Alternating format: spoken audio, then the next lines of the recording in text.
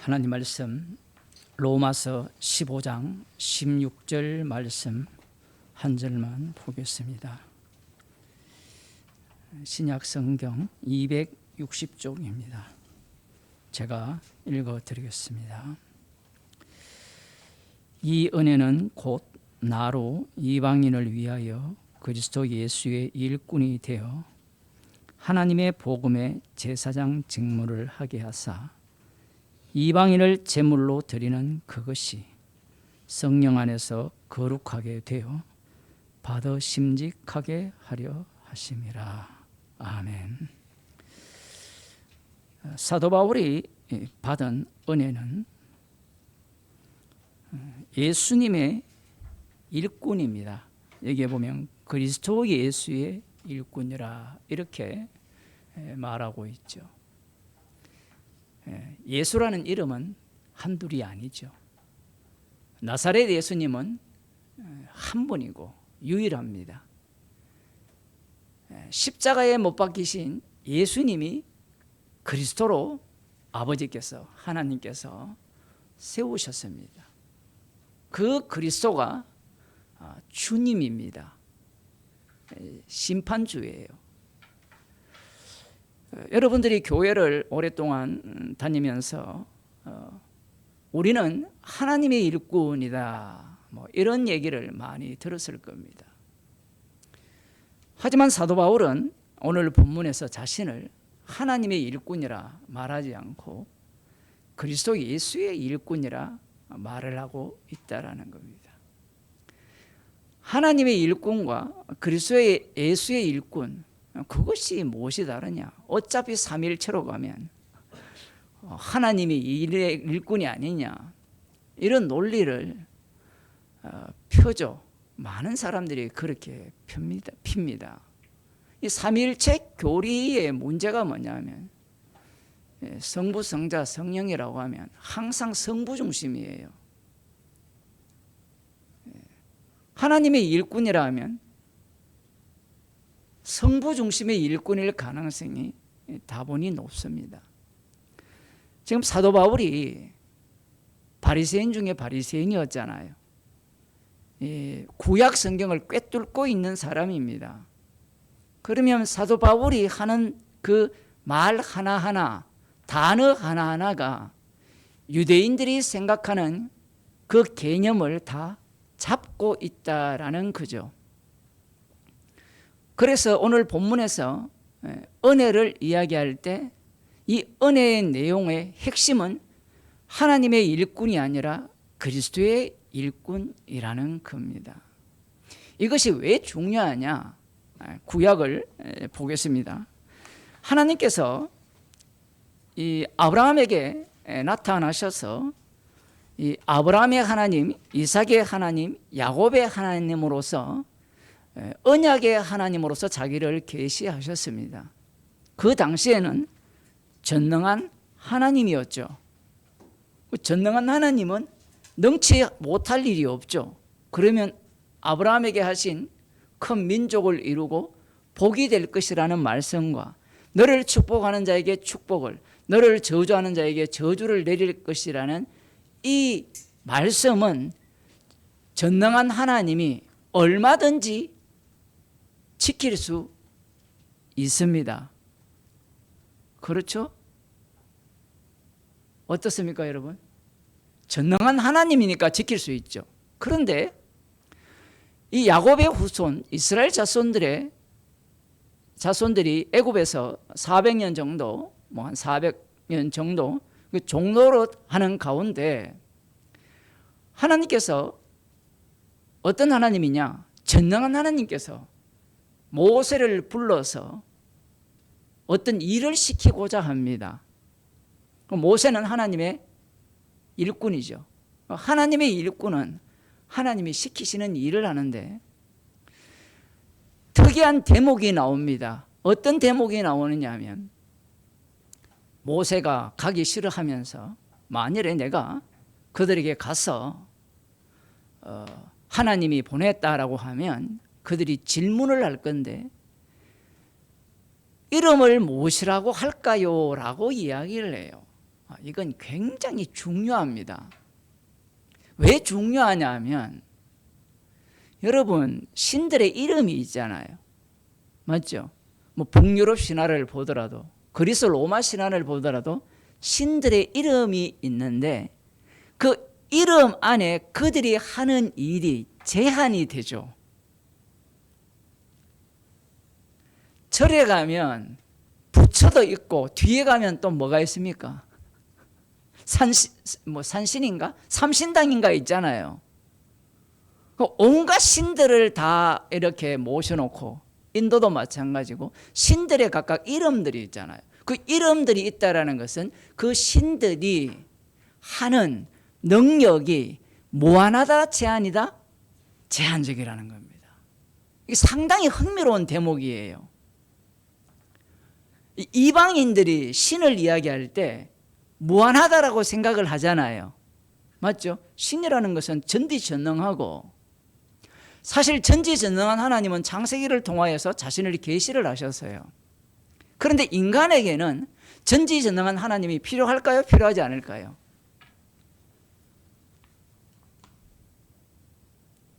전지전능한 하나님이 나 지금 오늘 당장 100만 원이 없으면 월세 못 내. 그러면 전지전능한 하나님은 100만 원 주는 하나님의 이름으로 바뀌어야 돼요. 자식을 못 낳으면 삼신의 신이 돼야 돼요. 전지전능하면 필요 없어요. 그건 쓸모없다라는 겁니다. 구체적으로 세밀하게 교회에서 그렇게 가르치잖아요. 세밀하게 기도할 때, 결혼할 때 잘 들으세요. 결혼 아직 혼자 얘기 안 했는데 오늘 우리 남자친구 안 와가지고 남편이 될 대상의 키가 얼마고 목소리가 어떻고 그 다음 직업이 뭐고 재산은 얼마고 기도하라고 많이 배웠잖아요. 서울은 한 50년 전부터 유행했습니까? 그게 기도할 필요 없어요. 사실 기도하라는 말은 그 조건을 딱 내세우면요, 그 조건에 맞는 요즘 결혼 그 뭡니까? 먹기요? 뭐 있잖아요. 지하철 가면 붙여놓은 거. 여러분 다 지하철을 안 타시니까. 거기에 가면 조건이 있잖아요. 보면 1순위는 어느 정도 모르겠는데 3순위를 보니까 최소한 의사. 도대체 1위는 뭔지가 모르겠어요. 뭐 판사도 그냥 판사가 아니라 스카이에 나온 판사. 뭐 이런 게 있는데 그런 어떤 세밀한 기도를 한다라는 것은 그것은 무엇과 연관이 되느냐 하면 우리가 생각할 때는 전능한 하나님을 찾는 것 같지만 전능한 하나님의 이름을 나의 필요, 사업이 잘 될 것 같으면 사업에 필요한 하나님의 이름을 원하는 겁니다. 그게 신들의 이름이잖아요. 여러분 궁금하면 그록에게 물어보세요. 챗GPT에게. 세상에 있는 신들의 100명의 신들의 이름을 이야기하고 그 신들이 하는 역할을 다 알려달라 하면 다 알려줘요. 그런데 이게 하나님께서 일을 하실 때 전능한 하나님으로 나타나면 참 좋은데 애굽에 있는 이스라엘은 전능한 하나님을 원하지 않았습니다. 어떤 하나님을 원할까요? 이름 있는 하나님을 원해요. 야, 이거 정말 흥미로운 대목입니다. 제가 여러 번 이야기했지만 이렇게 얘기하는 경우는 또 처음인 것 같은데 왜 이름 있는 하나님을 요구하느냐 하면 자기들에게 지금 필요한 게 있기 때문에 그래요. 요셉을 알지 못하는 왕이 등장을 했죠. 그죠? 그러니까 그들에게 고역을 시키잖아요. 고역을 시킬 때 필요한 하나님은 어떤 하나님이냐? 라신이냐? 저쪽 동네에는 태양신이 있어서 이렇게 엄청난 번영을 누리고 있고 군사력에 그 압도적인 군사력을 소유하고 있고 잘 먹고 잘 사는데 고기가 철철 넘치잖아요.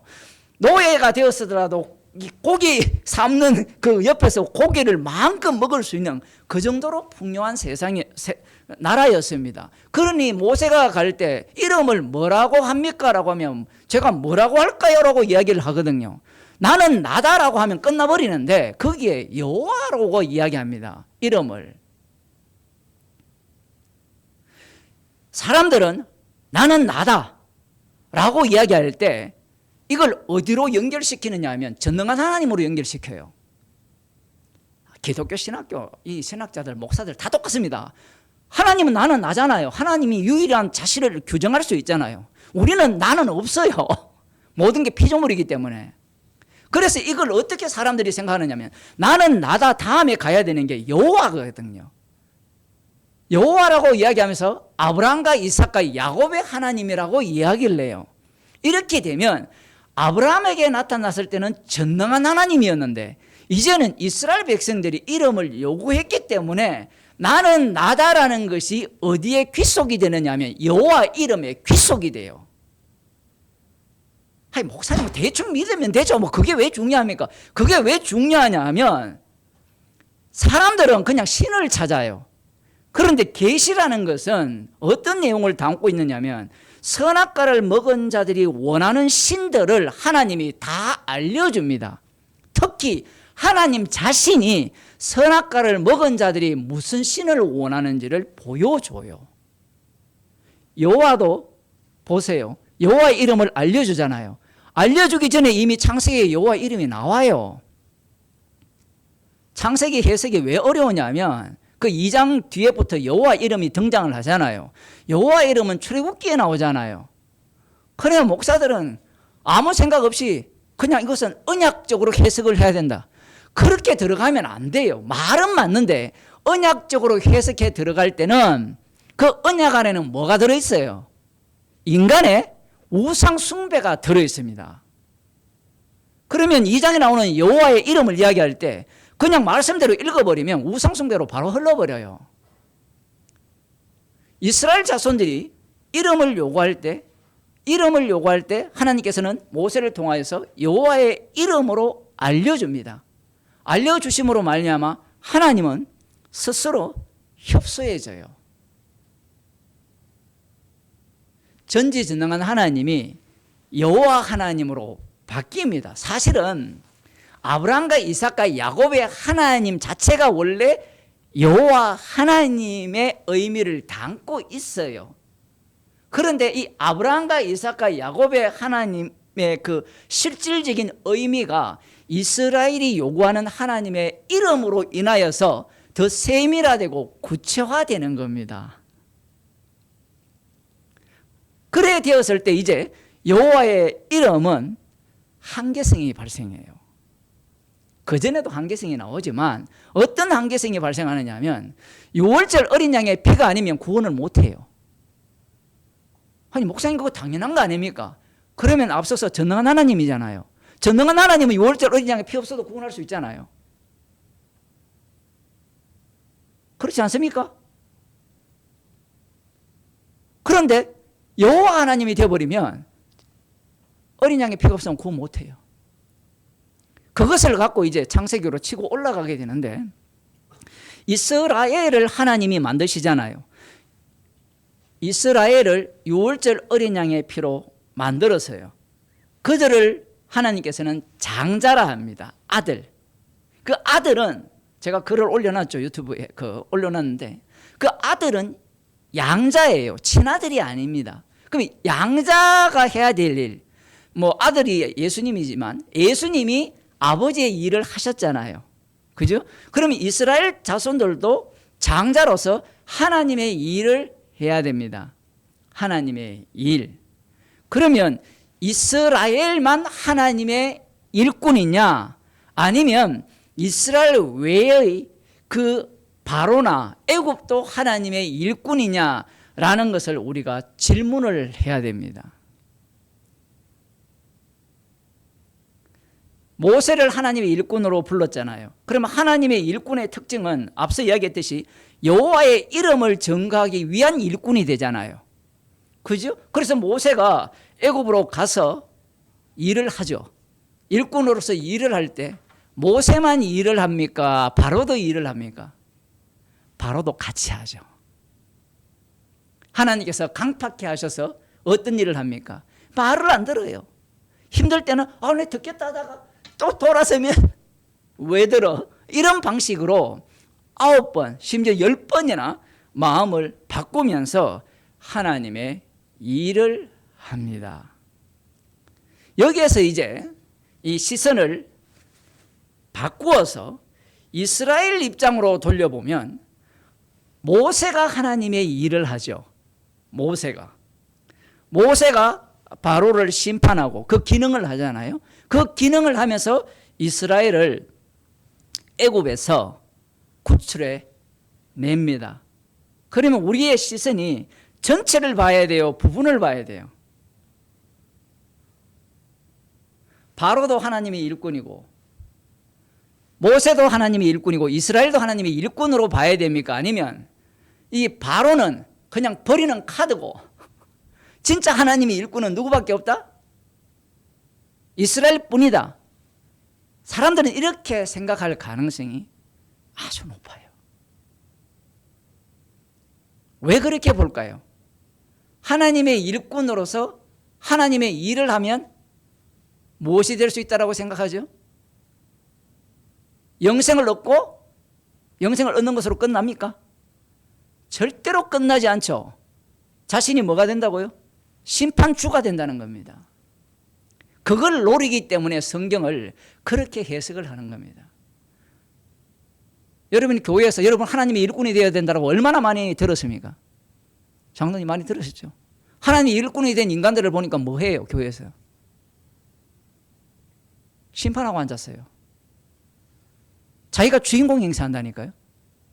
그러니까 목사가 하나님의 일꾼이 뭔지 그걸 모르는 겁니다. 그러면 그들이 말하는 하나님의 일꾼은 뭐냐라고 하면 결론부터 말씀드리면 바리새인과 서기관 사두개인들이 생각하는 하나님의 일꾼이에요. 방금은 제가 그리스도 안에서 성경을 본 관점이에요. 아니 목사님 그거 안 맞잖아요. 아이고 뭐 안 맞기는 뭐가 안 맞아요. 그 로마서 13장 6절인가 그게 보면 위에 있는 권세자를 뭐라고 이야기합니까? 하나님의 사자가 되어서 하나님의 일꾼으로서 일을 한다라고 이야기를 해요. 그 하나님의 일꾼이라는 말과 오늘 그리스도의 일꾼이라는 말이 일꾼이라는 단어가 같아요. 그런데 하나님의 일꾼으로서 그 역할을 하는 자들 속에 그리스도의 일꾼이 일을 하게 되면 어떤 사태가 발생하느냐 하면 복음을 전하기 때문에 이쪽은 하나님의 일꾼의 일을 열심히 해야 됩니다. 그게 짐승의 일이거든요. 그 짐승은 왔다 갔다 해요. 어떤 때는 복음을 전할 수 있도록 보호를 합니다. 예수 그리스도의 일꾼을. 그런데 어떤 때는 복음을 못 전하도록 핍박하고 죽입니다. 그게 하나님의 일꾼이에요. 예수님께서 심판주가 되셨다고 하니까 사람들은 교회 안에서의 심판주만 생각하는데 교회 밖과 교회가 심판주가 되고 동시에 교회 안에서 다시 알곡과 가라지로서의 심판주로서 계속해서 예수님을 증거하는 교회로 드러나게 되어 있습니다. 만일에 그리스도의 영이 없다면 어떤 생각을 갖게 되느냐 하면 출애굽한 그 하나님의 장자는 하나님의 일꾼으로서 충실히 할 것이다라고 예상을 하겠죠. 그죠? 출애굽을 시켜서 유월절 어린 양의 피로 출애굽을 시켜서 하나님의 장자로 만들었고 그 다음 그들에게 시내산 율법을 주셨잖아요. 시내산 율법을 주신 이유는 하나님의 장자로서 하나님의 일을 하도록 하기 위해서 그들에게 율법을 주시고 그리고 그들 가운데 성막을 주셨다라고 생각을 하는 거예요. 그럼 여기서 하나님의 일이 뭐냐라는 겁니다. 하나님의 일을 어떻게 해야 되죠? 말씀을 받았으니까 말씀대로 사는 것이 하나님의 일이 아니냐라고 우리는 생각을 할 가능성이 높고 또 하나는 너희가 만약에 이 율법의 말씀을 다 지키면 제사장 나라가 된다라고 했으니까 율법의 말씀을 다 지켜서 제사장 나라가 되는 것이 하나님의 일꾼다운 모습이라고 생각을 할 수밖에 없는 겁니다. 말씀이 그렇게 말씀하시기 때문에 그것이 바로 이 예수님을 살해한 유대인들의 성경 해석법이고 오늘날도 성경을 읽을 때 그런 식으로 읽어요. 민수기 16장을 보면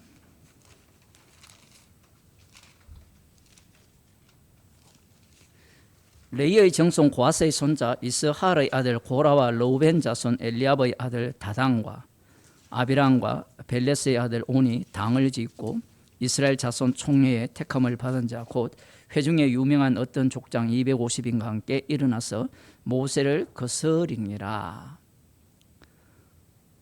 아니 이 혈통으로 보더라도 우리가 이 모세나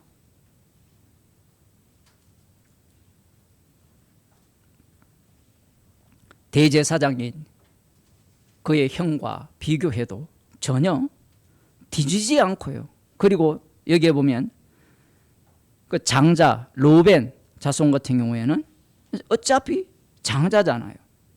그 장자의 입장에서 너희들이 우리보다 더 나은 게 무엇이냐 이렇게 따집니다. 따졌을 때 과연 이 모습이 하나님의 일꾼다운 모습이냐라고 하면 아니죠. 그죠? 여러분 어떻게 이걸 해석합니까? 고라당이 잘했어요? 잘못했어요? 잘못했죠. 그죠? 그래서 이들이 하나님에게서 나오는 불에 의해서 불살라지고 그리고 땅이 갈라져서 이들을 삼켜버립니다. 심판을 받았잖아요. 그러면 이들이 한 일이 하나님의 일이냐는 거예요. 모세를 대적한 게 하나님의 일입니까? 아론을 대적한 게 하나님의 일이에요? 여러분 어떻게 생각합니까? 어느 누구도 이걸 하나님의 일이라고 생각하지 않아요. 왜냐하면 하나님이 심판을 했기 때문에 그래요. 맞죠? 그러면 하나님이 심판했다면 하나님의 일에 이들이 어떻게 됐어요? 동원됐잖아요. 누구와 똑같아요? 바로와 똑같은 겁니다. 하나님의 말씀이 얼마나 어려우냐면 이 사복음서도 똑같은데 애국과 유월절 어린 양을 기준으로 어린 양의 피가 있는 자와 없는 자를 쪼개버리죠. 그래서 이 두 요소를 갖고 하나님의 일하심을 드러내는데 그 다음 단계 어린 양의 피로 구출한 이 하나님의 장자를 쪼개버립니다. 장자를 쪼개면서 하나님의 일을 증거해요.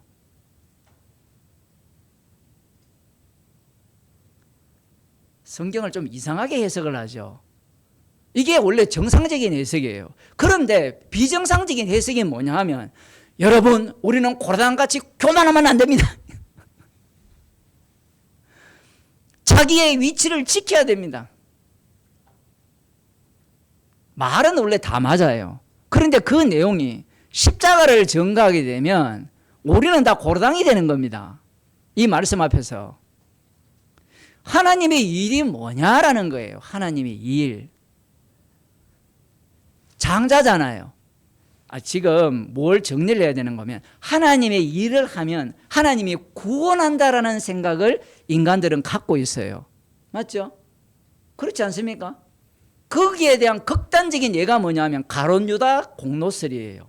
가룟 유다가 예수님을 팔지 않았다면 십자가라는 것은 이루어질 수 없고 십자가에서 그 십자가 사건이 이루어지지 않으면 십자가에서 다 이루심도 못 이루죠. 그러니까 가룟 유다가 정말 구약의 성취를 위하여서 하나님의 일을 한 거잖아요.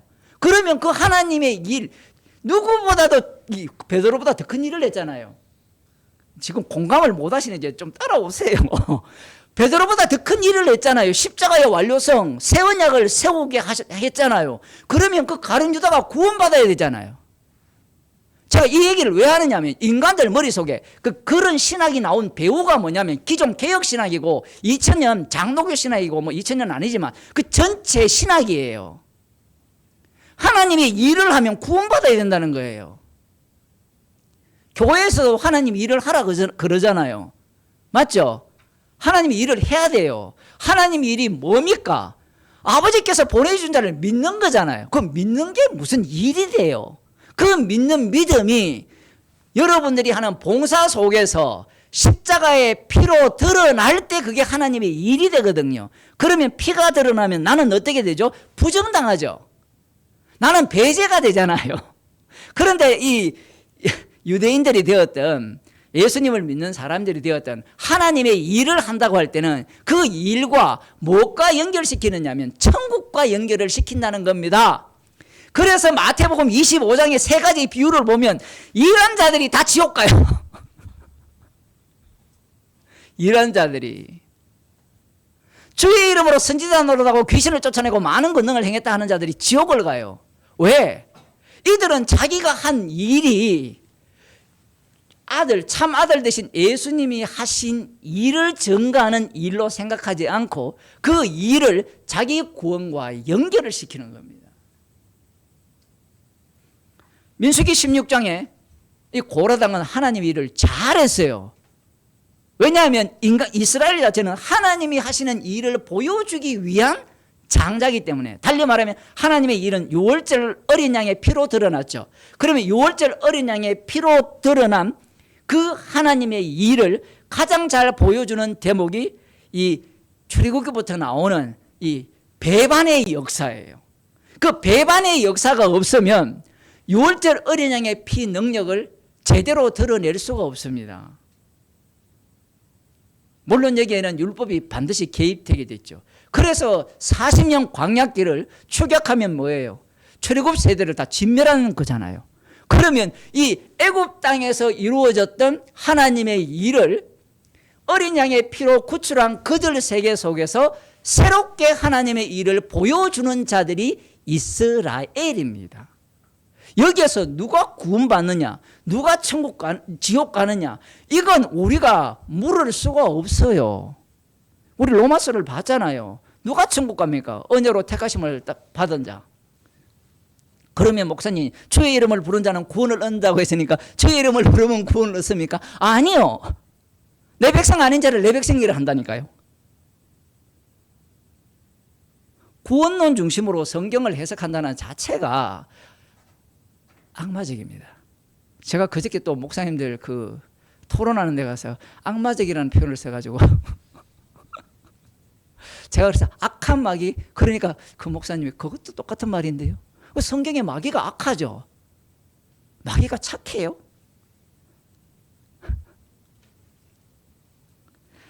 이 고라 자손들이 하나님의 일을 한 겁니다. 하나님의 일을 해요. 다시 말씀드리지만 로마서 13장에 이 위에 있는 권세자들, 그 당시에 누굽니까? 로마 황제잖아요. 다니엘에 의하면 이 느부갓네살 왕이고 제국의 황제들이잖아요. 그들이 하나님의 일꾼이라니까요. 하나님의 일꾼으로서 열심히 일을 한 거예요. 윤석열은 열심히 일을 해서 계엄을 일으켜서 어떻게 되었어요? 감옥에 간 거예요. 그게 하나님의 일꾼이 할 일이에요. 그런데 그 윤석열을 지지하는 교인들은 어떻게 합니까? 하나님의 일꾼을 그렇게 해서는 안 된다는 거예요. 원래 하나님의 일꾼은 처단하기 위한 일꾼입니다. 하나님의 일꾼이 둘이거든요. 두 종류가 나와야 돼요. 그러면 이재명은 하나님의 일꾼이 아니지 않습니까? 지금 제 페이스북에 계속 떠요.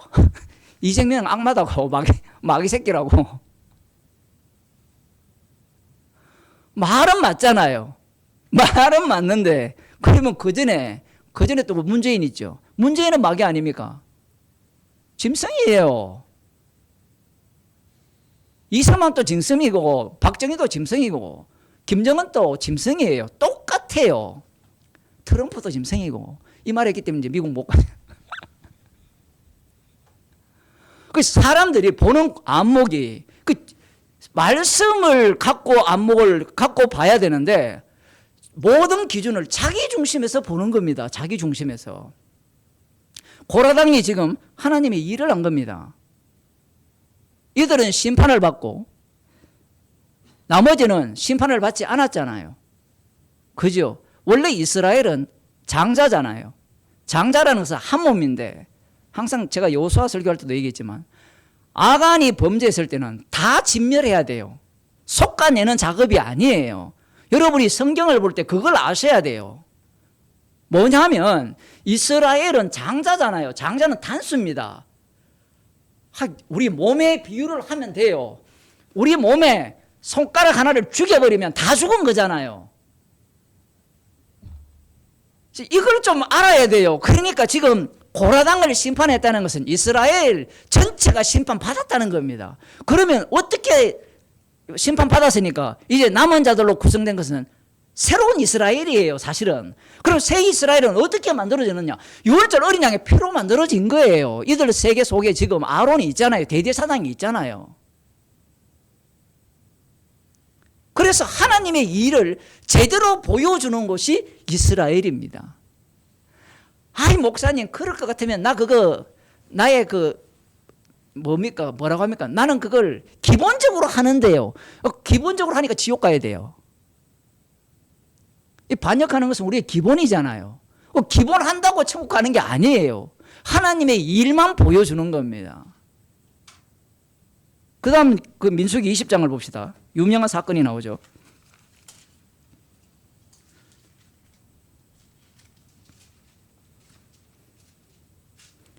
미리암이 죽은 이후에 2절에 보면 회중이 무리 없으므로 모여서 모세와 아론을 공박하니라.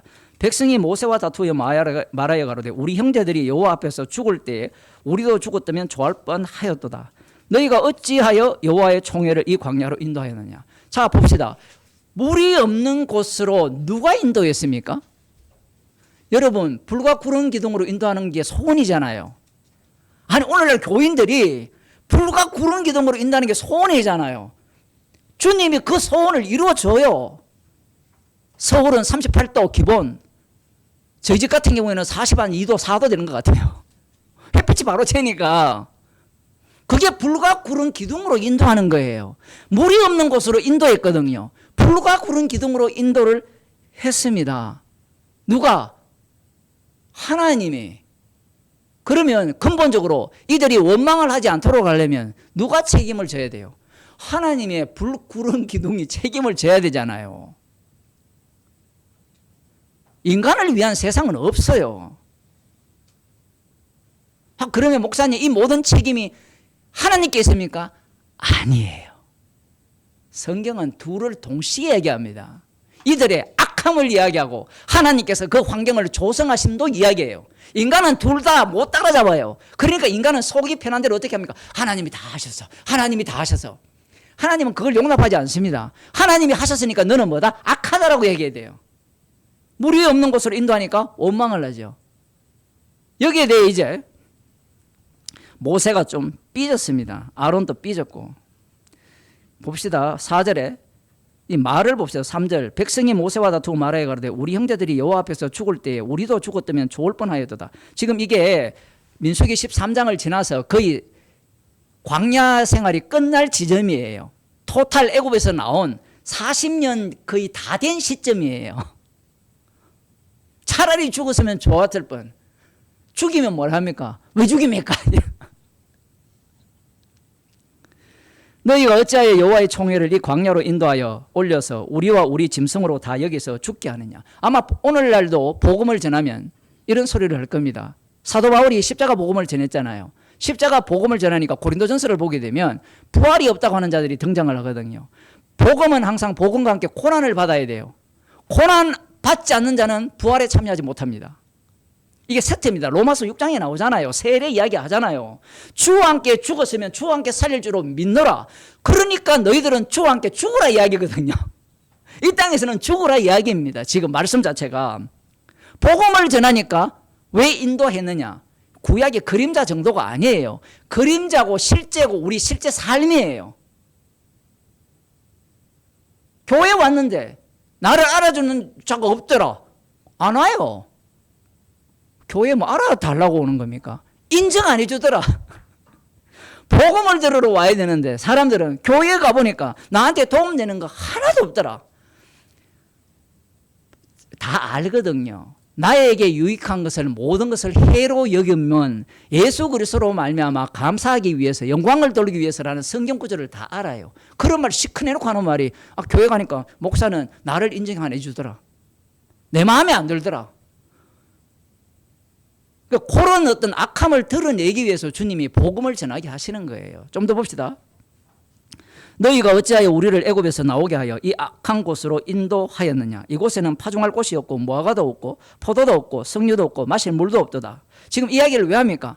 이름을 뭐라고 물었죠? 여호와. 그 여호와로 왔다면 우리에게 뭘 줘야 된다고요? 파종할 곳도 주고 무화과도 주고 포도도 주고 이 얘기예요. 물도 주고. 그게 출애굽기 32장에 나오잖아요. 우리를 위하여 우리를 인도할 신을 황금송아지로 만들잖아요. 한번 얻어 터졌죠. 얻어 터지고 민수기 13장에도 한번 얻어 터지잖아요. 얻어 터지면 인간이 바뀔까요? 절대로 안 바뀝니다. 우리가 마찬가지예요. 인생을 살면서 얼마나 얻어 터졌어요. 표현이 이래서 좀 미안합니다만 여러분 다 얻어 터졌잖아요. 얻어 터지니까 철 듭니까? 철 들기는 뭘 들어요? 더 사악하고 더 이 계산적이 되죠. 이미 다 읽어버려요. 아, 주님 이럴 걸 알고 내가 안 가겠습니다. 복음을 들으면서도 교회 안 오는 이유가 뭐냐면 가봤자 뭐예요? 저 목사도 별거 없고 그 인간들도 별거 없더라. 말은 뭐라고 하면 안개처럼 살게 하옵소서 기도해놓고 그 안개처럼 살면 되잖아요. 교회 왔다가 별거 없으면 안 오면 되잖아요. 근데 수많은 교회를 다녀보고 들어보니까 복음을 전하는 목사가 되었든 뭐가 되었든 별거 없더라. 이거 별거. 십자가만 자랑하면 되고 십자가만 밝히 보이면 감사하면 되는데 말로는 그래놓고 막상 교회 오면 십자가 아이고 그거 집어치우고 내가 원하는 교회를 만들어 달라.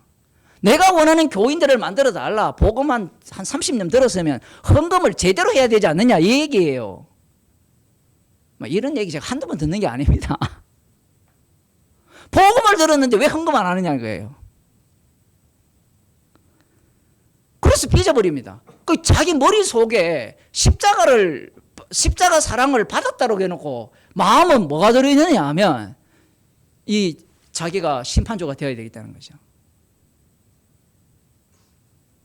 이들이 보세요. 우리 같으면 구름과 불기둥으로 그리고 이미 예전에도 선물을 단물로 바꾸시고 지금 또 뭐가 내리는 상황입니까? 만나와 메추라기가 내리는 상황이에요. 그러면 여러분 원망할까요? 안 할까요? 갑자기 무화과 나오잖아요. 무화과. 똑같은 거 먹으면 여러분 맛있어요. 얼마나 짜증나겠습니까?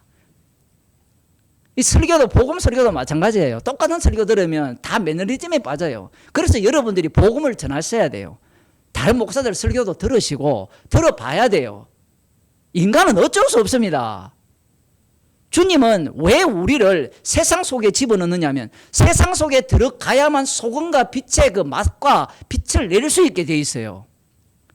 내가 소금이다. 그 소금끼리 다 모여라. 물론 그렇게 모여도 주님이 깨시지만 지금 이들이 한번 보세요. 만나와 메추라기가 내리면 우리 같으면 얼마나 좋아요. 그러니까 이 말씀을 볼 때 제발 그들 속으로 들어가 봐야 돼요. 인간은 자족하지 않습니다. 여러분도 스스로 볼 때 서로 비교해 볼 때 야 내가 저 집사님 정도의 형편이 되고 돈이 있고 집이 있으면 참 좋겠다. 그 사람 입장이 돼 보면 하나도 안 좋아요. 제가 이제 어떤 분하고 얘기했는데 그분이 이제 하는 얘기가 뭐냐면 그런 거예요. 자기가 볼 때는 저 사람 부자예요. 그럼 부자면 나눠줄 수 있잖아요. 맞죠? 근데 부자 입장에서 보면요. 자기는 가난하다니까요. 여러분 그걸 아셔야 돼요. 돈 많다고 헌금 절대로 많이 안 합니다. 본인이 가난하기 때문에 헌금을 낼 돈이 없는 거예요. 그 가난하다고 그러면 가난하냐? 그것도 부자일 수 있다니까요. 그건 우리가 판단을 못 해요. 지금 이들이 하나님의 불과 구름으로 인도하시는 그 현장 속에서 이러한 원망이 나와요.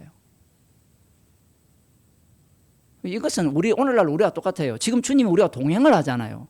동행을 하는데 감사 안 하잖아요. 감사 안 하니까 성경에서 뭘 합니까? 범사에 감사라는 거예요.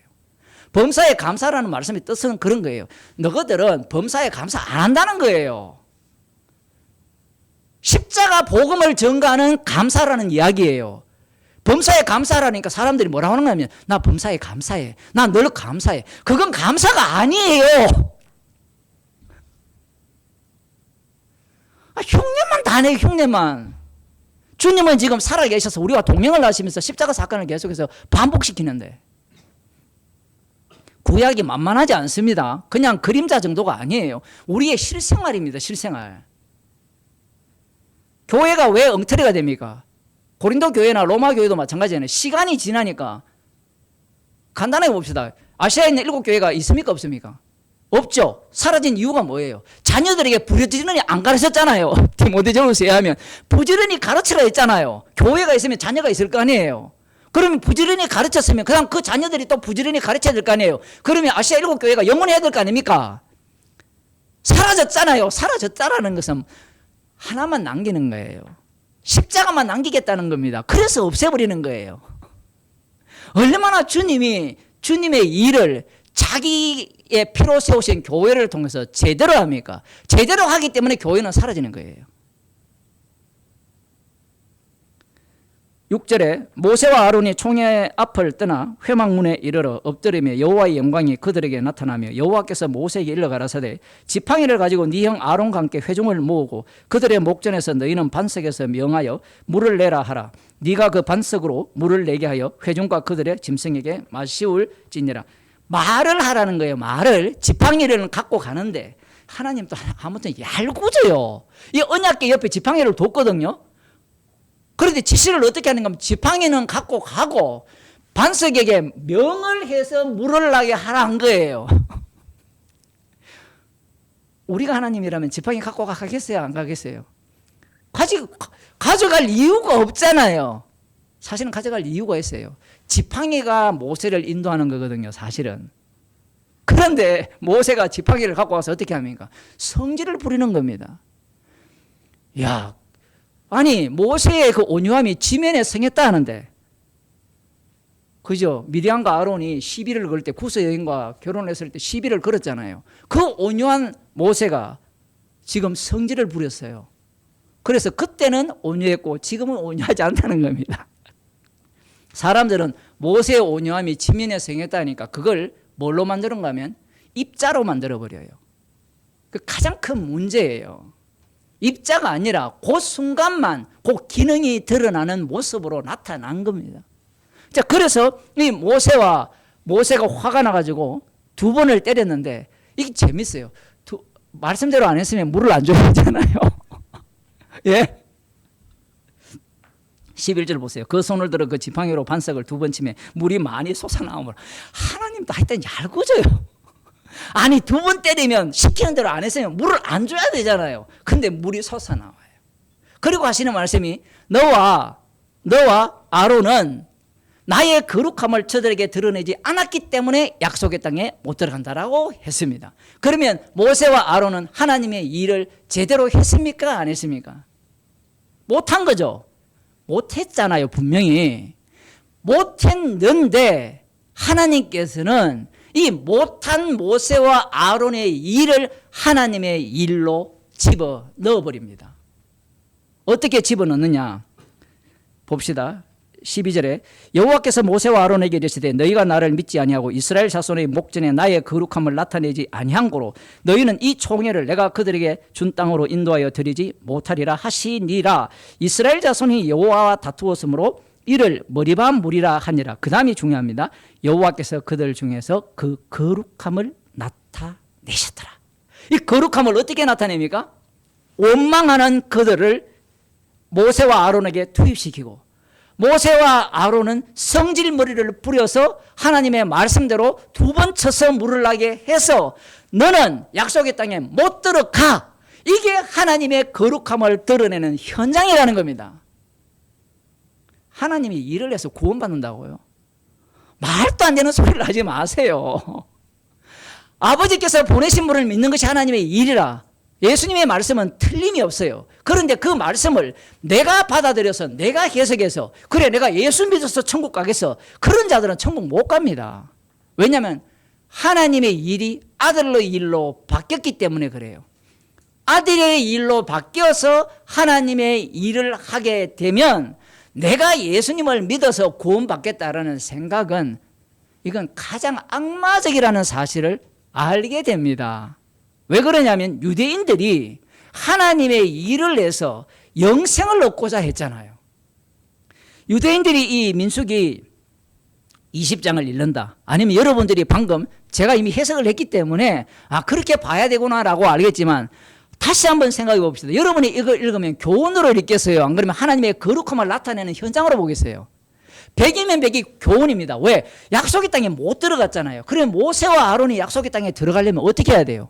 거룩한 대로 시키는 대로 하면 된다는 겁니다. 시키는 대로 하면 천국 간다. 그 신학이 예수님을 십자가에 못 박아 죽인 바리새인과 서기관 사두개인의 신학이에요. 그 신학의 원천은 어디에 있습니까? 에스라 느헤미야에 있고, 그 에스라 느헤미야의 신학을 언제 이어받느냐 하면 이 마카비 혁명이라는 게 있습니다. 그 BC 167년, 160년 그 경에 그 당시에 이제 이 헬라 제국의 누굽니까? 그 셀루쿠스 왕조입니까? 그 사악한 인간이 성전에 제우스상을 세우고 대지피로 제사를 드리려고 할 때 이 혁명을 일으켜서 성전을 정결케 하고 그래서 한 100년 정도 유대 왕국을 만들어내거든요. 그 시절에 팍 올라온 그 세력이 누구냐면 바리새인 사두개인들입니다. 그 다음 제롯당, 그 다음 그 에스네파. 젤롯당은 무력으로 하나님 나라를 구현하자는 주의예요. 그러한 자들이 그 시대에 등장을 하게 됩니다. 그 시대에 등장을 해서 그들은 무엇을 노리느냐 하면 진정한 하나님께서 통치하시는 그 나라가 이루어지기를 원하고 있고, 그 나라가 이루어지려면 하나님의 일을 말씀을 맡은 자들이 제대로 해야 된다는 겁니다. 그런데 구약을 보게 되면 하나님의 말씀을 누가 가장 먼저 맡습니까? 대제사장이 맡죠. 그런데 대제사장이 어떻게 됩니까? 엘리 제사장을 보면 실패를 하잖아요. 그 다음 왕이 말씀을 맡잖아요. 그럼 왕이 어떻게 돼요? 실패를 하죠. 그러나 그 마카비 혁명에서 왕이 세워졌지만 다시 로마 제국에서 박살났으니까 지금은 말씀을 누가 맡고 있어요? 바리새인과 서기관이 맡고 있죠. 그러면 이들이 이 말씀을 중심으로 가르치는 겁니다. 말씀 위반자는 처단을 해야 되고 말씀을 대로 지키는 것을 계속해서 가르치는 거예요. 그러니 그들이 이 민수기 20장을 보면서 해석을 어떻게 하겠느냐라는 거예요. 자기 구원론 중심 외에는 해석이 안 나옵니다. 창세기를 제대로 보면, 출애굽기를 제대로 보면 하나님의 거룩함, 그것은 여호와의 이름이거든요. 여호와의 이름, 죽은 자를 살리고 없는 데서 있게 하고, 이러한 분을 증거하기 위한 이스라엘로서의 장자라는 겁니다. 그러니까 장자라고 해서 구원받는 게 아니라는 거예요. 야, 이거 진짜 위험한 발언이거든요. 왜 장자라고 해서 구원받는 것이 아니라고 말씀드리냐면, 그 장자의 기능은 장차 오실 십자가 지신 예수님이 자신이 아버지께로부터 저주를 받아서 버림을 받잖아요. 버림을 받은 그분이 심판주가 되면 심판주 되신 분이 천국과 지옥을 보낼 권세를 가집니다. 지옥 자체도 누구 안에 들었어요? 장자 안에 들었어요. 지옥 갈 자도. 그 기능을 보여주는 게 이스라엘입니다. 문제는 그리스도의 영을 통하여서 구약을 보지 않고 그냥 나 영 받아서 라고 하면서 말씀을 말씀대로 봐야 정말 제대로 해석하고 읽게 된다라고 하는 자들이 이런 본문을 읽게 되면 마지막에 나오는 여호와의 거룩하심을 나타냈다는데 이 부분에 눈이 안 가고 어디에 갈까요? 모세와 아론의 그 성질머리, 거기에 가는 거예요. 그러면 여기에서 이렇게 되면 모세는 약속의 땅에 못 들어갔는데 그러면 지옥 갑니까 천국 갑니까 질문이 나올 거 아니에요. 그래서 이 성경이 어려운 거예요. 이 유다서에 보면 모세의 시체 이야기가 나오거든요. 그런데 여러분이 잘 아시다시피 변화산 사건 알죠? 마태복음이나 이렇게 나와 있잖아요. 그런데 대체로 성경 중에 무엇이 더 먼저 기록된지 아세요? 유다서가 먼저 기록됐어요. 그럼 사복음서가 뒤에 기록됐잖아요.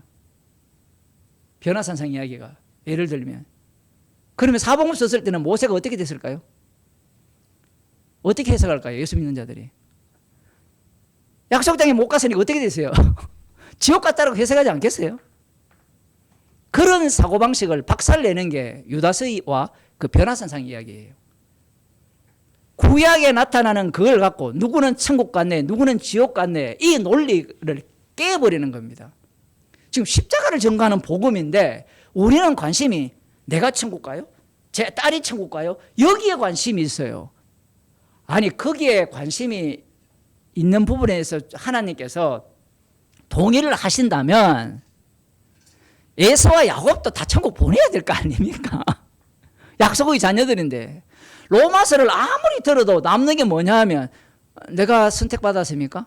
내가 구원받았습니까? 이게 남거든요. 하나님의 일꾼 특징이 뭐냐 하면 자기를 부인 못해요. 지금 제가 하나님의 일꾼 이야기하고자 하는 거예요. 지금 모세는 하나님의 일꾼 맞죠? 하나님의 종이라 했습니다. 하나님의 종이라고 하니까 우리는 시키는 대로 했다라만 기억 나오잖아요. 순종했다라는 것만. 지금 이 모습도 하나님의 종다운 면모예요. 하나님의 종다운 면모. 물론 알레고리로 해석하면 예수님의 십자가로 자기 백성을 자기가 저주받고 자기 백성을 구원하는 그 기능을 보여줬다라고도 해석은 할 수도 있어요. 하지만 지금 여기에서는 모세 자체가 보여줘야 될 기능이 무엇이냐라는 겁니다. 하나님의 종으로서 해야 될 일은 이 장자다운 면모를 보여주면 돼요. 그래서 성질 부려서 약속의 땅에 못 들어가는 것이야말로 하나님의 일입니다. 그러면 목사님, 그 전에 원망한 자들은 하나님이 일을 안 했습니까? 했죠. 아까 바로도 했다 했잖아요. 그러면 하나님이 일을 했기 때문에 천국 갑니까? 그 연결고리는, 원인과 결과 연결고리는 그거는 네 생각이고, 그 인간들은 성경을 해석할 때 계속해서 원인과 결과를 내서 자꾸 넣으려고 하잖아요. 로마서는 원인과 결과를 어떻게 해버립니까? 계속 토막내고 있죠. 토막내고 있잖아요. 지금 9장부터 시작해서 이야기하는 걸 보면 인간은 그걸 토막낸다고 생각 못해요. 왜 토막내야 되느냐 하면 주님이 우리와 동행하기 때문에 그래요. 동행을 하기 때문에 계속해서 토막냄으로 말미암아 십자가 사건의 현재형을 우리의 몸속에 우리와 관계된 그 관계 속에서 주님이 생성해내시는 겁니다.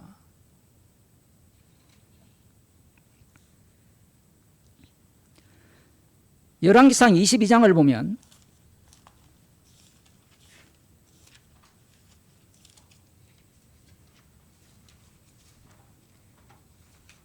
지금 기존 해석법과 이 그리스도 안의 해석법을 계속해서 말씀드리면서 하나님의 일에 대해서 어떻게 해석을 해야 되느냐, 그리고 그리스도 예수의 일꾼과 어떻게 연결이 되는가를 지금 살펴보는 겁니다. 22장에 보면 아람과 이스라엘 사이에 전쟁이 있어 없이 3년을 지내었다가 제3년에 유다왕 여호사밧이 이스라엘 왕에게 내려가서 이스라엘 왕이 그 신복에게 이르되 내려가매 길랄 라못은 본래 우리의 것인 줄을 너희가 알지 못하느냐, 우리가 어찌 아람 왕의 손에서 취하지 아니하고 잠잠히 있으리요. 이 길랄 라못은 이미 이 약속의 땅 속에 편입된 땅이었고 다윗 왕국 시대에 이 약속의 땅이었어요. 근데 지금 북이스라엘 왕이 누구냐면 그 유명한 아합 왕입니다. 그 아합 왕에게 이 남유다 여호사밧 왕이 내려갔을 때 이 약속의 땅을 우리가 연합군을 결성해서 차지하자라고 이야기를 해요. 그러니까 여호사밧이 이 당연히 이 땅은 우리의 땅이니까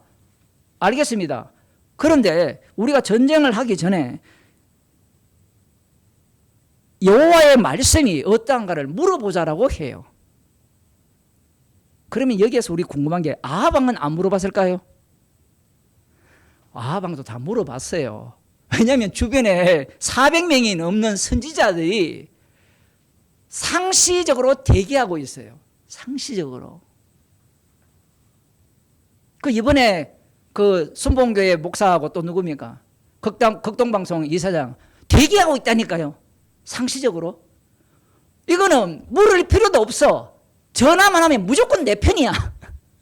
그러니까 아합 왕에게 선지자가 없는 것도 아니고 여호와 하나님께 묻지 않는 것도 아니에요. 지금 우리가 이런 본문을 읽을 때 그 배우를 좀 생각을 해야 돼요. 하나님의 뜻은 이미 나의 뜻과 일치하고, 그리고 하나님의 계시를 받는 선지자의 생각도 나의 생각과 일치하는 겁니다. 항상 그들과 상호 교통을 해요.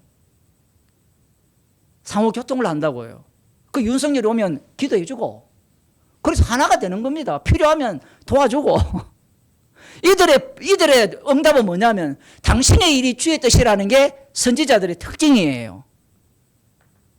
우리는 성경을 보니까 바깥에서 보니까 이들이 엉터림을 알잖아요.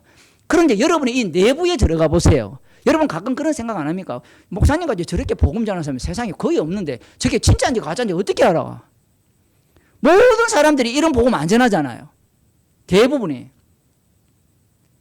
천에 하나 만에 하나가 뭡니까? 천만 중에 하나도 안 돼. 그런 상황인데 그럼 여러분 어떤 생각이 들어요? 누가 오랄 것 같아요? 많은 사람들이요 왔다가 다시 돼지우리로 돌아가는 사람들이 한둘이가 아니에요.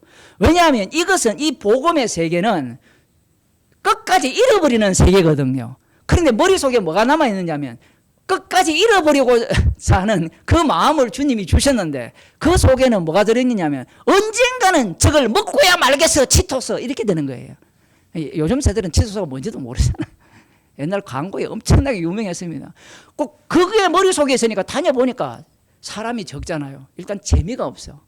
사람이 적으니까 또 흥금도 많이 해야 돼. 사람이 적으니까 대화 상대가 줄어들어. 그 다음 사람이 적으니까 나와 뭐 상대할 수준이 안 돼. 그래서 들어갑니까? 옛날에 교회로 가죠. 돼지우리로 다시 가는 겁니다. 그런 사람 한둘이가 아니에요. 제가 한국에 처음 올 때도 그런 설교를 했고 줌으로 이 중국에 살 때도 그런 설교를 했는데 교회에 왜 오느냐는 거예요. 내 꿈을 찾기 위해서 오지 말라고 신신당부했잖아요. 그래서 자기가 찾은 복음은 가짜라고 그렇게 이야기를 해도 사람들은 안 믿어요. 내가 찾는 복음은 가짜예요. 주님이 쳐들어와야 돼요. 그걸 은혜라고 하는 겁니다. 그런데 은혜조차도 뭐가 하는가 하면 내가 찾은 은혜, 내가 받은 은혜. 그러니까 돼지우리로 갈 수밖에 없는 겁니다. 지금 이 400명의 선지자가 대기하고 있습니다. 아유, 근데 그럴 줄 알았어. 아합왕이 예상을 했어요. 왜냐하면 사밧 왕이 좀 신앙이 괜찮거든요. 그러니까 아유 물어보죠 뭐. 그 400명을 쫙 모읍니다. 일사불란하게 모입니다. 목사들 다 모으죠. 그냥 모아가지고 묻습니다. 400명이면 만만하지 않습니다. 여러분 한 교단 정도 세력이 되는 거죠. 이 400명 정도 되면 밑에 똘마니들이 한둘이겠습니까? 여러분 그런 생각 안 해보죠? 400명 정도 되면 그 밑에 전도사들이 강도사들이 얼마나 많겠습니까? 그들이 와서 뭐라고 하는가 하면 여호와께서 이 전쟁에 대해서 붙였다라는 겁니다. 그러니까 올라가면 무조건 승리합니다. 이렇게 여호와의 뜻을 전달합니다. 자, 이렇게 전달하니까 이 여호사밧이 묻습니다. 이 사람 외에는 물을 만한 여호와의 선지자가 여기 있지 아니하냐? 상당히 괜찮은 질문이잖아요. 여호사밧이 바보가 아니잖아요. 정보력이 있을 거 아니에요. 저 400명 이상 되는 저런 놈들은 왕 옆에 붙어서 빌려먹고 돈벌이 하는 놈들이잖아요. 지금 그 얘기거든요. 얘들은 지금 예언을 해주고 왕으로부터 떨어지는 콩국물 먹고 사는 인간들이에요. 오늘날 목사들 같죠. 교인들이 좋아하는 설교해주고 사례받고 그걸로 좋은 집에 비싼 차를 끌고 다니고 똑같습니다. 구조가. 어린 양의 피를 전하면 헌금 안 해요. 교인들이. 헌금해도 복 안 받고 헌금해도 부자 안 되는데 누가 헌금합니까? 안 하죠. 그러니까 목사들이 그걸 더 잘 알아요. 왜냐하면 장사꾼이기 때문에. 장사는 거래가 가능해야 되거든요. 그러니까 이 거짓 선지자와 이 아합 왕이 거래 관계예요. 둘 다 서로를 조롱하죠. 여러분 이건 모릅니까? 둘 다 조롱해요. 서로가 필요에 의해서 같이 공생관계일 뿐이지 이 저놈 자식들 내가 돈을 주니까 나한테 좋은 예언을 하지. 근데 그게 내가 마음에 들어. 반대로 가짜 예언을 해주는 이 선지자들도 저 바보 같은 왕 우리 말을 진짜라고 믿어? 우리는 하나님께 계시 안 받아서. 그러면서 좋은 말을 해주니까 좋아하잖아요. 한 사람이 있다는 겁니다. 이물라의 아들 미가야 선지자가 있다라고 하니까 그에게 한번 물어보라고 하는데 그 전에 뭐라고 하는가 하면 이미 미가야 선지자가 어떻게 예언할 것을 아합 왕이 알고 있어요. 좋은 말을 한 적이 없다라는 겁니다. 그러니까 간단해요. 우리는 하나님의 뜻을 알잖아요. 미가야 선지자의 말이 하나님의 뜻이라는 걸 알고 있잖아요. 재밌는 것은 이 아합 왕이 미가야가 어떤 말할 것이라는 것을 정답을 다 알아요. 다 아는데 그 말을 들을까요? 안 들을까요? 안 듣습니다. 왜 안 들어요? 자기한테 도움이 안 되거든요. 그리고 아까 이야기했잖아요. 이 400명이 구라치는 걸 다 알아요. 구라치는 걸 다 아는데 왜 그들의 말을 들어요? 나름 그들의 말에 지금까지 되어지는 과정을 보면 일리가 있고 뭔가 약간 어긋나는 세상 일은 비슷비슷하거든요. 그런 날이 있지만 사람이 아부하는 사람이 좋습니까? 직언하는 사람이 좋습니까? 예? 아부가 최고예요. 그러니까 사람들은 성령을 거부하는 거예요. 성령은 아부를 합니까? 책망을 합니까? 책망을 하잖아요. 아니, 성경이 다 알아요. 다 아는데 사람들은 아부가 최고야. 미가야가 이렇게 이제 할 거라는 예상을 하고 그 데리러 간 사이에 11절에 보면 그나 아나의 아들 시드기야는 철로 뿔들을 만들어 가지고 말하되 여호와의 말씀이 왕이 이것들로 아람 사람을 찔러 진멸하리라 하셨다고 확신을 갖고 있어요. 이게 되게 흥미롭습니다. 거짓 선지자들이 갖고 있는 것은 확신이에요. 그런데 참 선지자가 갖고 있는 것은 확신이 아니고 뭐라고요? 그냥 사실을 이야기할 뿐이에요. 확신을 이야기하는 것은 내 말을 믿어야 돼 이게 얘기고, 미가야 선지자는 나 본 거 있거든, 뭘 봤는지 이야기하는지 봅시다. 그 전에 이제 부르러 간 사신이 아유 저들도 아합 왕이 기뻐하는 예언을 했으니까 당신도 해달라 그렇게 하니까 알겠다 해서 그렇게 하니까 누가 먼저 이게 거짓말인 걸 알아먹습니까? 아합 왕이 먼저 알아먹고 네 어떻게 하여야, 어떻게 맹세하게 하여야 제대로 된 말을 하겠느냐, 이실직고 하겠느냐, 이렇게 하니까 이제 사실을 말합니다. 17절입니다. 저가 가로되 내가 보니 온 이스라엘이 목자 없는 양같이 산에 흩어졌는데 여호와의 말씀이 이 무리가 주인이 없으니 각각 평안히 그 집으로 돌아갈 것이니라 하셨나이다. 이스라엘 왕이 여호사밧에게 이르되 저 사람이 내게 대하여 길한 것을 예언하지 아니하고 흉한 것을 예언하겠다고 당신에게 말씀하지 아니하였나이까. 하나님의 뜻을 알고는 있어요. 아는 것을 인정하지 않습니다. 이게 오늘날 똑같아요. 복음을 전하면 복음을 알면서도 그 복음을 아는 세계로 안 들어오죠. 희한합니다. 몰라서 안 믿는 게 아니고 아는데 그 내용 자체가 나를 위한 게 아니기 때문에 안 들어요. 정답 다 알고 있어요. 여러분 교회 다니는 사람들 있잖아요. 그 사람들도 정답을 알고 있다니까요, 십자가를. 근데 그렇게 십자가 이야기하면 누가 믿고 누가 천국 가느냐 이야기하거든요. 많이 들으셨죠? 그렇게 십자가를 이야기하면. 저도 수도 없이 들었어요. 아니 본인이 알잖아요. 주님의 피로 천국 가지. 피능력이 지옥 보내지. 뭘 누가 그게 쉬워서 천국 갈 인간이 어디 있어요. 천국은 아무도 못 들어가는데 하나님만 하시는데. 지옥도 아무나 못 가는 거 아시죠? 예? 처음 들었습니까? 지옥은 아무나 가나? 아무나 못 가요. 주님이 보낼 자만 가요.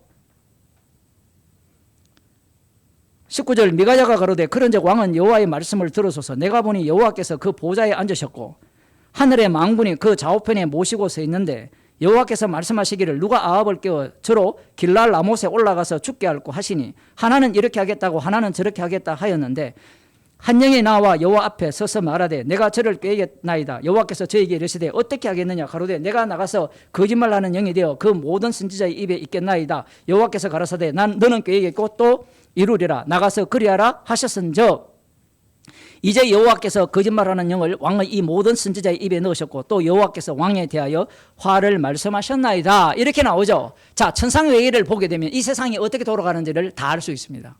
이것만 보더라도 하나님이 살아계신다면 어떻게 이렇게 세상이 악합니까? 지금 하나님께서 마귀를 보내가지고 윤석열을 시키는 거예요. 이진명을 시키는 겁니다. 이재명이 왜 문제가 되느냐 하면 만일에 코스피 5천까지 가고 집값이 한 3억대로, 서울 집값이 강남이 한 4억대로 떨어진다. 그러면 사람들은요 복음 안 듣습니다. 더 그러니까 윤석열 때도 복음을 안 듣지만 복지국가 만들면 더 복음을 안 들어요. 십자가의 피가 우리에게 쌀을 주는 게 아니라 이재명이 우리에게 기본소득을 줘가지고 더 잘 먹고 잘 살게 한다는 겁니다. 그 마귀가 하는 일은 딱 하나예요. 십자가를 향해서 어쨌든 얼굴을 돌리게 하는 거예요. 그러면 당신은 이재명이 대통령 되는 나라가 좋습니까? 윤석열이 되는 나라가 좋습니까? 나는 이재명이 좋아요. 왜? 복음을 마음껏 전할 수 있거든요. 아마 지금 경험 같으면 이 복음 아마 잡혀갔을 가능성이 높을 건데요. 왜? 트럼프 욕했다가 어떻게 합니까? 추방당하잖아요. 그것도 주님이 하는 일입니다. 하늘에서 주님이 행하실 일들을 땅에 실현시키죠. 욥기를 보더라도 마찬가지죠. 하나님을 그렇게 잘 믿었는데 왜 저주받아? 사람들의 관심은 그 저주받는 자체가 축복이라는 걸 생각을 못해요. 그 자체가 사랑받는 모습이라고 생각을 못해요. 그러면 그 아들들은 억울하지 않습니까? 아들들 걱정할 문제가 아니에요. 너나 걱정해야 돼요. 너나. 세상은 주님을 위한 세상이지 인간을 위한 세상은 없습니다. 지금 하늘 세계를 보여줬죠. 그럼 하나님께서 너무 추워요? 더워요? 네, 하나님께서 일을 어떻게 하시는가를 지금 보여주는 겁니다. 그러면 이렇게 보면 아합 왕이나 여호사밧이나 400명의 거짓 선지자나 미가야 선지자 이 모두가 다 하나님의 일꾼입니다. 그러면 사람들은 이 본문을 보면서 또 해석을 하겠죠. 자, 여러분 아합 왕, 악한 왕이 있는데 우리는 아합 왕처럼 미가야 선지자의 말을 들어야 됩니까? 말아야 됩니까? 라고 질문을 합시다. 들어야 됩니까? 말아야 됩니까? 십자가의 완료성이 되어 있으면 우리에게는 들을 기가 없어요. 어떤 사람들은 이렇게 얘기합니다. 십자가의 영이 왔기 때문에 우리에게는 들을 귀가 있다고 생각해요. 말은 맞는데요. 우리에게 들을 귀가 있다라고 되어버리면 내가 뭐가 됩니까? 입자가 돼요. 존재가 되면 어떤 문제가 발생하는가 하면 성령이 나를 갖고 노는 게 아니라 내가 성령을 갖고 놀게 돼 있어요. 구조가. 이게 철학이거든요. 철학도 모든 그 최종 지점이 내가 입자가 되는 거예요. 내가 존재가 되는 겁니다. 이게 교회에 그대로 들어와서 예수를 믿고 난 뒤에 성령이 우리 가운데 오시게 되면 우리가 뭐가 돼요? 하나님의 형상을 닮아가면서 최종적으로 하나님의 형상이 된다고 합니다. 그 하나님의 형상이 입자가 아니거든요. 십자가에 피 흘리신 내용을 담고 있어요. 하나님의 형상은 기능입니다. 기능. 그런데 모든 인간은 탐욕이 가득하기 때문에 입자가 되고자 하죠. 하나님의 형상이 되고자 하거든요. 그러면 그런 사람한테 물어보세요. 하나님의 형상이 되어서 뭐 하려고 하느냐는 거예요. 뭘 하려고 하느냐라는 그에 대한 그 답변은 제자들이 잘 보여줬어요. 그 하나님 형상 닮았다고 하는 자들이 그렇게 가르치는 자들이 세계로 들어가 보세요. 그들이 다 어디에 올라가 있어요? 판단자의 자리에 올라가 있어요. 판단자의 자리에 올라가 있으면 뭐라고 하는가 하면 아직 당신 멀었어. 아직 당신 수준이 낮아. 아직 그것밖에 안 돼? 더 올라와. 그렇게 되면 그 형상을 닮았다는 사람이 뭐가 되죠? 교주가 되는 겁니다. 그게 제가 글 쓴 내용이잖아요. 인간은 엘로힘이 되는 것이 목적이고 그리스도가 되는 것이 목적이고 예수가 되는 것이 목적이에요. 말귀를 못 알아들어요. 지금 이 모두가 하나님의 일꾼으로서 그 기능을 하고 있는 겁니다. 하나님의 일꾼으로서. 이렇게 되면 이 전체 내용이 말씀대로 되어지는 내용이잖아요. 그러니까 말씀을 위한 아합, 말씀을 위한 거짓 선지자들, 말씀을 위한 미가야예요.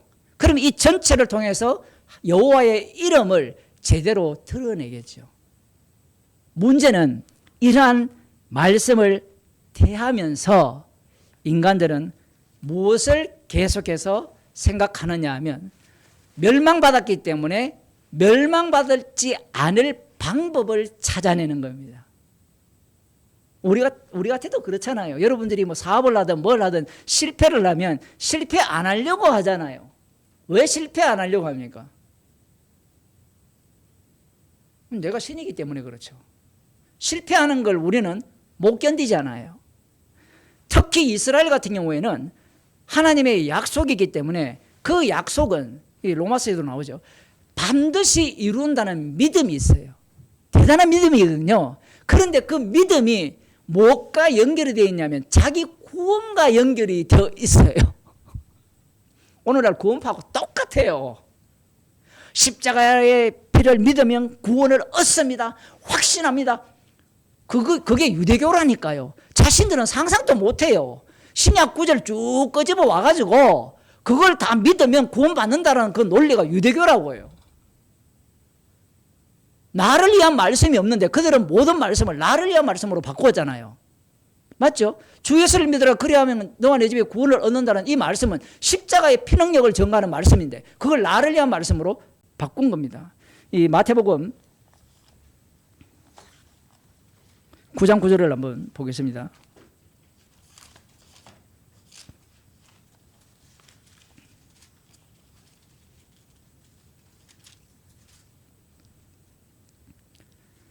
예수님께서 이 마태 세리의 집에 들어가서 세리와 죄인들과 함께 잡수시니까 이 바리새인들이 이 유대인들이 시비를 걸죠.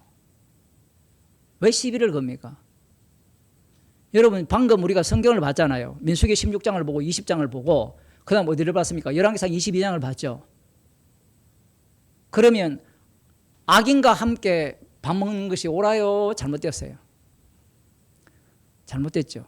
왜? 시편 1편에 보면 복 있는 사람은 복 있는 사람은 봅시다. 여러분 갑자기 기억이 안 나는데 예. 악인의 꾀를 쫓지 아니하고 죄인의 길에 서지 않고 오만한 자리에 앉지 않는다라고 하죠. 그 죄인의 길에 서면 안 되잖아요. 악인과 함께 밥을 먹는 게 안 되거든요. 시편이. 그러면 이 시편의 이 말씀과 방금 읽었던 민수기 16장, 20장, 열왕기상 22장을 딱 하면 우리는 다 어느 편에 서야 돼요? 두말할 필요 없죠. 말씀을 지키지 않는 저 세리나 죄인 편에 서면 안 되잖아요. 그런데 예수님이 메시아로 왔다면 누구 편에 서야 돼요? 말씀대로 살아가는 자기 편에 서야 되잖아요. 눈이 감겼기 때문에 소경이기 때문에 시편 1편을 읽어도 십자가가 안 보이는 겁니다. 그런데 예수님이 뭐라 합니까? 나는 의인을 부르러 온 것이 아니라 죄인을 부르러 왔다라고 말씀을 하시는 거예요. 자, 예수님께서 하나님의 일을 하신 거예요. 그러면 죄인을 어떻게 부릅니까? 십자가 외에는 부를 능력이 없어요. 그리스도 안에서 죄인을 부르거든요. 그러면 죄인은 그리스도 안 십자가를 전가하기 위한 죄인이에요. 그 죄인의 구원이라는 겁니다. 하나님의 일은 예수님이 하시는 거예요. 자, 이제 로마서로 와서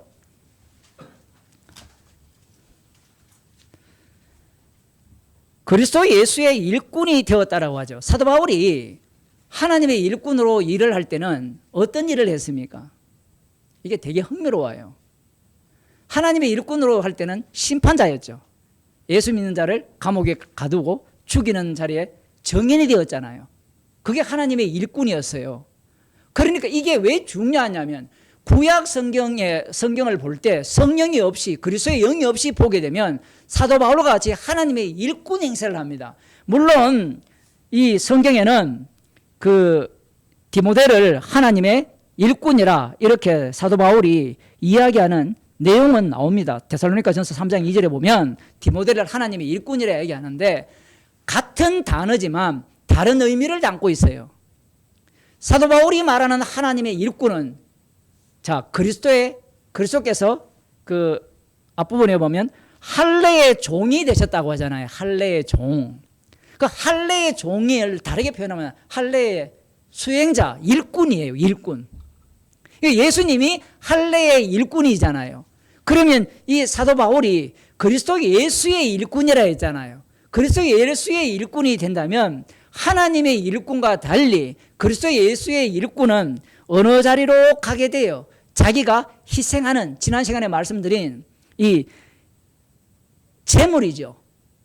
자신이 제사장 직무라는 것은 이방인을 제물로 드린다라고 할 때는 이방 제물이라는 의미는 제물이 희생하는 거잖아요. 그죠? 그런데 제사장 직무가 되어지면 제사장 자체가 희생을 해서 이 제물이 온전히 하나님께 드려지는 구조예요. 완전 정반대입니다. 십자가로 완료하면 예수님이 영원한 대제사장이기 때문에 예수님이 할례의 종이 되셨듯이 사도 바울이 그리스도 예수의 종이라는 겁니다. 그리스도 예수의 일꾼이라는 거예요. 그리고 이 일꾼은 일을 하면 할수록 어떤 게 튀어나올까요? 십자가 사랑이 더 깊어지고 죄인 중에 괴수가 돼요. 그런데 하나님의 일꾼은 하면 할수록 뭐가 되죠? 오만해지고 교만해지고 자기를 높이게 되고 타인을 판단하게 되어 있습니다. 지금 로마에 있는 성도들이 이 먹는 문제가 이 도드라지게 얘기를 하지 않았지만 이 문제만 있는 게 아니에요. 고린도전서에 가면 수많은 문제가 나오는데 이런 문제들이 발생했을 때 너희들이 그리스도의 일꾼이라면 너희들은 어떤 태도로 모습을 보여야 되는가를 말씀하는 거예요. 처음 시작은 그리스도의 일꾼으로 했다가 나중에 하나님의 일꾼이 되는 거예요. 이게 희한하다니까요. 이 성경이 어려운 게 그거예요. 성령으로 시작했다가 육체로 마치는 경우가 있습니까? 예. 그러면 성령으로 시작했다가 육체로 마치는 경우가 없어야 하지 않습니까? 예. 이게 다 예예요. 하나님의 말씀을 우리가 장악 못합니다. 근데 선악과를 먹은 자들은 자기가 성령 받았다고 해서 하나님 자리에 올라가서 성경을 다 풀 수 있다고 생각해요. 성도는 정인이에요. 정인일 뿐입니다. 십자가의 정인일 뿐이에요. 모든 것을 자기가 아는 게 아니에요. 그리고 모든 논리를 자기 입장에서 다 꿰일 수가 없어요. 그래서 로마서에서 이 앞뒤가 안 맞는 이야기를 하는 겁니다. 성경 자체에서 예수 그리스도의 그리스도 예수의 일꾼이라고 표현하는 이유는 사도 바울이 그리스도의 영을 받았죠. 그리스도의 영이 없는 사람은 그리스도의 사람이 아니에요. 그리스도의 사람이 아닌 자는 하나님의 일꾼 행세를 합니다. 하나님의 일꾼 행세하는 자들이 고린도전서에 나오거든요. 야, 네가 사도냐? 아니 사례도 안 받는 인간이 사도냐? 이런 시비를 거는 거예요. 정당성. 사도 바울은 뭐라고 이야기합니까? 자기의 상이 뭐라고 합니까? 아무것도 받지 않고 그렇게 살아가는 것이 자기가 받은 상이라고 이야기하죠. 그리스도 예수의 일꾼과 하나님의 일꾼의 차이입니다. 우리는 모두가 다 그리스도 예수의 일꾼으로 부름을 받았어요. 그러하기에 우리들은 계속해서 십자가를 자랑하는 현장, 다르게 표현하면 우리 한쪽에서는 하나님의 일꾼 행사하려는 그 모습이 계속해서 튀어나오면서 그리스도 예수의 일꾼으로서 할례의 종이 되신 그리스도를 닮은 자로서 십자가의 정인으로 살아가는 겁니다. 기도하겠습니다. 하나님 아버지, 우리들을 그리스도 예수의 일꾼으로 삼아주심을 감사드립니다. 십자가의 정인으로 살아감을 감사하는 저희들이 되게 하여 주시고, 판단받는 자리가 아니라 성령을 통하여서 날마다 책망을 받으며 그리스도 예수의 일꾼으로서 충실한 자로 살아가게 하여 주옵소서. 주 예수 그리스도의 은혜와 하나님 아버지의 크신 사랑과 성령의 교통하심이 그리스도 예수의 일꾼으로 제사장 직무를 감사함으로 담대히 감당하기를 소원하는 주의 백성에게 축원하옵나이다. 아멘.